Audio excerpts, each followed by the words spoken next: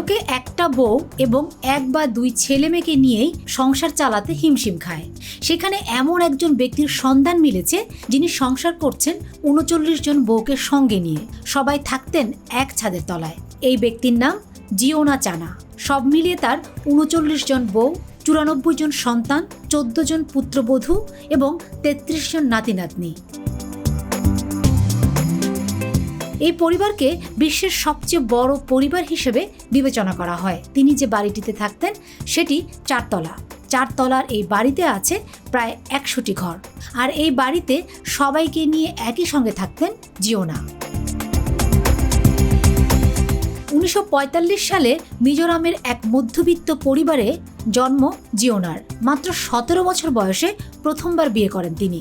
এরপর তিনি একটি বিয়ে করে সন্তুষ্ট থাকতে চাননি। জিওনা এরপরই একের পর এক বিয়ে করতে শুরু করেন।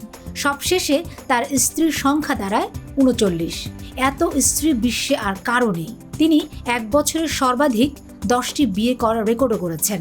সব স্ত্রী তার সঙ্গে থাকেন। ১৮১ জনের এই পরিবারে কত খাবার লাগে জানেন? রান্নাই বা করেন কারা? জিওনার পরিবারের মহিলা সদস্যরাই বেশিরভাগ সময় রান্না করেন এবং তারা এতই শৌখিন যে পরিবারের বেশিরভাগ অর্থ তাদের খাওয়ার পেছনেই খরচ হয়। প্রতিদিন প্রায় ১ কুইন্টাল ডাল ও চালের রান্না করা হয়। এই পরিবারটি একদিনে প্রায় ৪০ কেজি মুরগির মাংস খায়।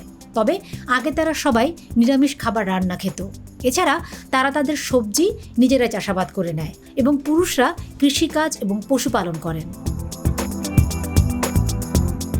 মজার বিষয় হলো এই পরিবারটি তাদের প্রিয়জনের কাছ থেকে অনুদান পায়। জিওনা চানা একটি গোষ্ঠীর প্রধান ছিলেন, যেটা অনেক বিবাহের অনুমতি দেয়।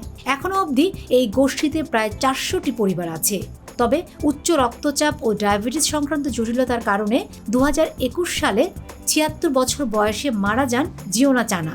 তবে তার তৈরি করা অসাধারণ পারিবারিক কাঠামো রয়ে গেছে এখনো। তার বাড়ি ভারতের উত্তর পূর্বের রাজ্য মিজোরামের বাকতোয়াং গ্রামের একটি পাহাড়ের কোলে। তার পরিবারের লোক সংখ্যা মাত্র ১৮১ জন। Fatema Shilu, GTV news.